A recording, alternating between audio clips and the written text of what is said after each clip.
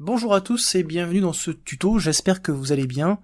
On va parler aujourd'hui de changement de ciel, donc je vais vous montrer comment passer rapidement de cette photo à cette photo, avec deux outils très faciles à prendre en main, c'est-à-dire la comparaison sur et les couches. Je précise néanmoins que j'ai choisi une photo facile à travailler et il est évident que ça ne sera pas toujours aussi simple sur d'autres photos. Donc ici le but c'est de vous apprendre ces méthodes et ensuite à vous de les adapter à vos propres photos. Je vous mets dans la description des liens pour télécharger les photos et vous pouvez liker la vidéo, vous pouvez vous abonner à ma chaîne et vous pouvez aussi cliquer sur la cloche de notification pour être averti des futures vidéos. Allez, on commence. Commençons avec la méthode de comparaison sur. Donc j'ai mis en premier plan mon arbre et j'ai mis en second plan le nouveau ciel. Je clique sur le calque de mon arbre, je fais un clic droit, option de fusion. Et ça nous affiche les styles de calque. Et dans ces styles de calque, ici, nous avons la comparaison sur. Donc on peut faire une comparaison sur le gris, le rouge, le vert, le bleu, et on peut faire une comparaison sur ce calque ou sur le calque du dessous. Le fonctionnement de la comparaison sur, c'est qu'en fait, on veut rendre transparent des pixels. Alors si on se base sur le gris, on va parler de la luminosité de la photo. On a à droite les tons clairs, représentés par le blanc, valeur 255, et à gauche les tons sombres, représentés par le noir, valeur 0. En cliquant sur ce repère, et en allant sur la gauche, on voit que le 255 va descendre progressivement, et ça veut dire que je vais rendre transparent les pixels qui ont cette valeur. Quand j'étais à 255, aucun pixel n'avait cette valeur, donc rien n'était transparent, et plus je descends, et bien plus je rends transparent mes pixels. Donc ce sont mes pixels les plus clairs qui deviennent transparents en premier. Et inversement, de l'autre côté, ce sont les pixels qui sont équivalents à 0 qui sont transparents, il n'y en a pas sur cette photo, mais si je vais vers la droite, et bien je rends mes pixels de plus en plus clairs, de moins en moins sombres plutôt, de plus en plus transparents. Donc voilà. En revanche, ici, si je prends les tons clairs, eh bien je vais rendre transparent le bleu, le vert, enfin les valeurs les plus transparentes de ma photo, ce que je ne souhaite pas faire. C'est la raison pour laquelle, comme on va travailler sur le ciel et que le ciel est en majorité bleu, même si quand même il y a un peu de jaune et un peu de vert, mais on va donc sélectionner les bleus, la barre se transforme en bleu, cela va du bleu au noir, et en prenant le repère, je vais aller sur la gauche et je vais faire disparaître progressivement le bleu de la photo et faire apparaître donc le nouveau ciel en arrière-plan. Dans certains cas, si vous souhaitez que la transition se fasse de façon un peu plus lissée, vous appuyez sur la touche Alt ou Option de votre clavier, vous cliquez sur le repère, il se sépare en deux et là vous avez la possibilité de faire une transition un petit peu plus douce. Ceci étant fait, vous cliquez sur OK et vous avez le détourage. Il se peut quand même néanmoins que dans l'herbe, vous ayez des zones qui soient devenues transparentes. On voit un petit peu de l'arrière-plan ici, de mon fond. Donc il suffirait, dans ce cas-là, de dupliquer ce calque-là, voilà, de me mettre sur le calque 0, de le réinitialiser, donc je vais simplement remettre les options de fusion comme elles étaient auparavant, de créer un masque noir, j'appuie sur Alt ou Option et je clique sur l'outil masque, le masque passe en noir, et maintenant avec le pinceau et la couleur blanc en avant-plan, eh bien je fais réapparaître les valeurs qui m'intéressent, voilà, comme ceci, en peignant en blanc. Voilà, donc je ne vais pas le faire en intégralité, puisque vous connaissez, en tout cas j'espère, le fonctionnement des masques. Néanmoins, le travail n'est pas complètement terminé, parce que, en fait, vous allez voir tout de suite pourquoi. Maintenant, imaginons que je veuille abaisser la luminosité de mon arbre pour que ça corresponde un petit peu mieux à mon nouveau ciel qui lui est beaucoup plus sombre. Alors je vais aller chercher un calque de réglage de type courbe, voilà, je vais cliquer ici pour l'écrêter sur le calque 0 copie, que je vais renommer arbre, voilà. L'écrêtage, eh bien ça sert à n'appliquer le réglage que sur le calque du dessous, donc je clique et on voit la petite flèche qui va apparaître, et maintenant je vais baisser la luminosité, et voilà, en baissant la luminosité, eh bien forcément je vais faire réapparaître un peu du bleu du fond que j'ai fait disparaître, tout simplement puisque la comparaison sur est basée sur la luminosité, et à partir du moment où je baisse maintenant cette luminosité, eh bien forcément je fais réapparaître le fond que j'avais auparavant. Donc pour contrer cela, il me suffit simplement de transformer mon calque arbre en objet dynamique. Donc je fais un clic droit et je fais convertir en objet dynamique, et on voit que la transparence sur la petite vignette ici apparaît, ce qui n'était pas le cas avant. Je fais CTRL Z, on voit que la transparence ne se voyait pas. Maintenant c'est le cas une fois que mon calque est en objet dynamique, et je peux faire les modifications que je veux sur mon calque de réglage. Ça n'affectera plus les modifications que nous avons effectuées avec la comparaison sur. Donc voilà, j'en ai terminé avec la comparaison sur dans cet exemple-là, que vous bien évidemment adapterez à la photo de votre choix. Je vais juste terminer pour harmoniser les couleurs et le fond, et la luminosité surtout, et ça nous servira pour le deuxième exemple. Donc là on voit quand même que la luminosité est trop importante sur l'arbre, donc je vais quand même, voilà, on avait commencé à le faire tout à l'heure, je vais baisser la luminosité de mon arbre, donc là on est quand même plus dans le ton de mon nouveau ciel. En revanche, on voit bien que la lumière vient vraiment de la gauche, et là mon ciel, enfin mon soleil est relativement proche du tronc de l'arbre, donc je trouve que je pense qu'il faut quand même prendre le nouveau coucher de soleil et le mettre un peu plus sur la gauche. Donc je vais le mettre ici pour que ce soit quand même un peu plus cohérent avec ce que l'on voit. En revanche, on s'aperçoit que le calque n'est pas assez grand, la photo n'est pas assez grande, donc pour cela je vais utiliser ce qu'on appelle l'échelle basée sur le contenu. Alors je vais désélectionner les arbres, voilà, je ne vais faire apparaître que mon ciel. Je vais utiliser par exemple cet outil de rectangle, de sélection rectangle. Je vais sélectionner cette partie là, surtout pas là où j'ai le soleil, donc ça me fait une sélection, et maintenant je vais dans édition, échelle basée sur le contenu, et je vais augmenter la taille de cette photo, et Photoshop va faire ses petits calculs pour que ça déforme le moins possible la photo, et que ce soit harmonieux. Donc il vaut mieux faire comme ça que de le faire directement sans passer par ce menu, et c'est une fonctionnalité qui fonctionne très bien avec les fonds de ce type, ou la mer, ou des choses comme ça. Alors CTRL ou commande D pour désélectionner, et je réaffiche maintenant l'arbre, et on voit que maintenant on a quand même une photo qui est vraiment sympa, et le détourage est extrêmement bien fait, puisque on voit bien que le feuillage, qu'on ne voit presque aucune imperfection dans le détourage. Passons maintenant au changement de ciel en utilisant les couches.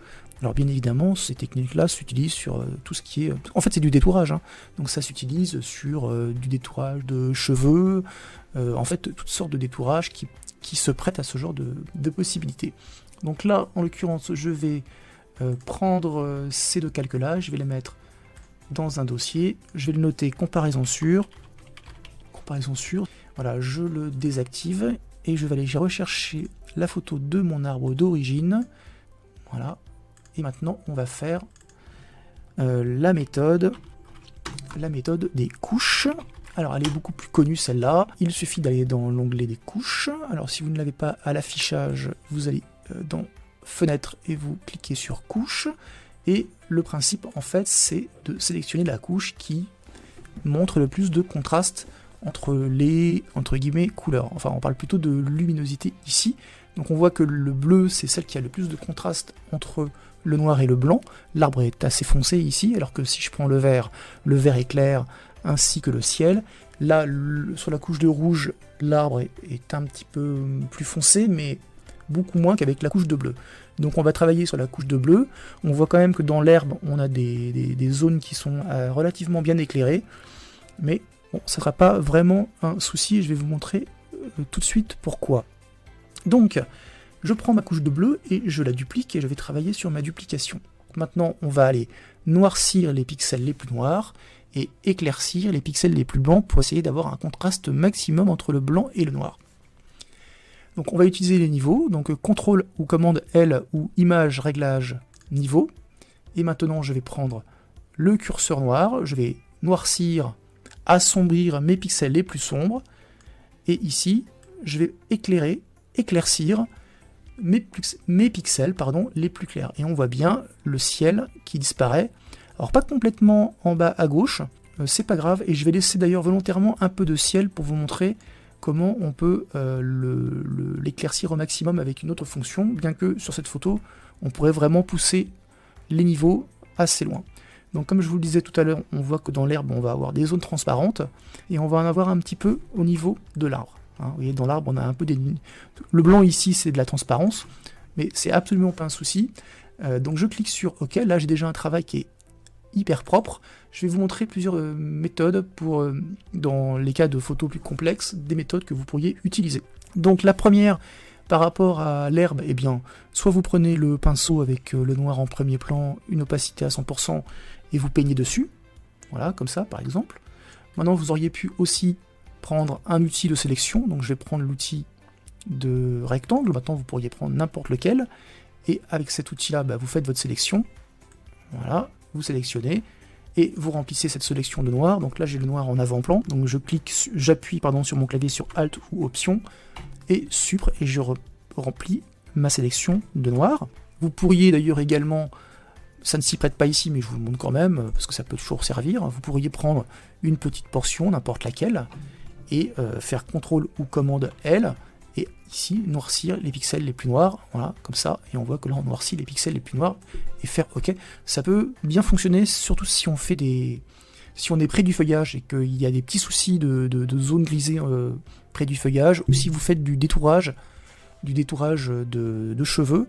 On aurait pu faire l'inverse, hein, on aurait pu, je refais CTRL L, là c'est pas le cas, mais si on avait voulu éclaircir une zone claire, on aurait pu faire cette sélection, puis éclaircir comme ça la zone claire. On pourrait également utiliser les outils de densité plus, densité moins, qui sont ici. Alors là, effectivement, on n'en a pas besoin, c'est pas grave, mais vous pourriez tout à fait avoir dans ces zones de feuillage des zones plus ou moins noires, ou plus ou moins claires, plus ou moins sombres, ou plus ou moins claires, et à l'aide de l'outil densité plus, densité moins, imaginons que, voilà, juste ici, là où j'ai ma souris, j'ai du gris entre les feuillages, et bien, si je suis plus proche du clair, eh bien je vais prendre l'outil densité moins, c'est-à-dire que je vais retirer du noir. Vous sélectionnez, c'est très important, vous sélectionnez ici les tons clairs, et en cliquant, vous éclairciriez les tons clairs. Là, vous voyez, je le fais, et ça éclaircit un petit peu. A contrario, on pourrait noircir, il faudrait faire outil densité plus, sélectionner les tons foncés que l'on voudrait noircir, et ça noircirait les tons foncés. On pourrait également utiliser les tons moyens, si c'était des tons moyens. Voilà, donc ça ce sont des techniques que l'on peut utiliser. Une petite dernière qui pourrait également être utilisée, même si ici on n'a pas vraiment besoin. Pardon, je reviens sur les outils de densité plus, densité moins, c'est pour ça que j'avais laissé ici cette portion. Donc c'est cette portion ici, on va prendre, on voit que c'est gris, mais on voudrait que ce soit blanc, on voudrait que ce soit très clair.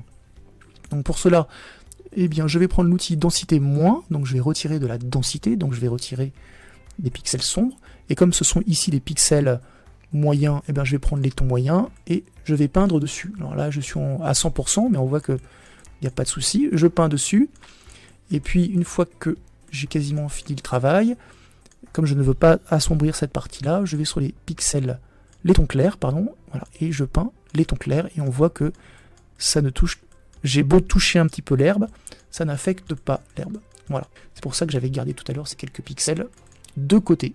Dernière petite méthode que je vous ai promis tout à l'heure, on peut utiliser dans les menus, donc dans Images, on peut utiliser Appliquer une image, et là en fait on applique la couche bleu copie qui correspond à la copie qu'on a faite tout à l'heure, et en fait on la fusionne avec le mode de fusion. Alors ça c'est au choix, c'est produit. En produit ça assombrit les pixels. On pourrait également utiliser incrustation qui assombrit les pixels noirs, sombres, et qui éclaircit les pixels clairs. Donc là ça change pas grand chose, on a l'aperçu, mais ça ne change pas grand chose, mais ça peut dans certains cas vraiment nous aider. Donc voilà, là on a terminé le travail, il faudrait le peaufiner un petit peu avec le pinceau avec du noir en premier plan, voilà c'est le cas actuellement. On peut diminuer voilà, la dureté, et puis peindre sur les petites parties du tronc et sur l'herbe ici, voilà. Bon, je ne vais pas tout faire dans le détail parce que ce n'est pas l'objet du tuto, et j'essaie d'être le plus concis possible. Alors maintenant qu'on a un arbre qui est en fait quasiment parfaitement presque détouré, c'est-à-dire on a un contraste presque parfait, et bien vous cliquez sur cette icône ou vous appuyez sur votre clavier sur CTRL ou commande, en cliquant sur bleu copie, ça va sélectionner les pixels blancs, et on revient sur notre calque qui est ici, et on crée un masque en cliquant ici. Voilà. Et donc je vais simplement dans les propriétés du masque, inverser le masque, et j'ai mon détourage qui est parfait, et c'est à peu près, ou même quasiment le même que tout à l'heure. Donc je vais mettre deux fenêtres côte à côte pour vous montrer la différence, et j'avais déjà fait le travail avant avec les deux méthodes. Donc ça c'est la méthode comparaison, et ça c'est la méthode couche. Donc on voit bien ici que j'ai utilisé les couches, et là que j'ai utilisé la comparaison, et je vais vous montrer le résultat. Donc je vais faire réorganiser et deux vignettes verticales. Voilà, et donc voilà, je vais faire un zoom sur cette partie-là, et là je vais faire un zoom sur la même, et on voit qu'on a un résultat quasi identique. Donc voilà pour ce tuto. Vous pouvez liker la vidéo, vous abonner, cliquer sur la cloche de notification, et quant à moi, je vous dis à très bientôt pour un autre tuto.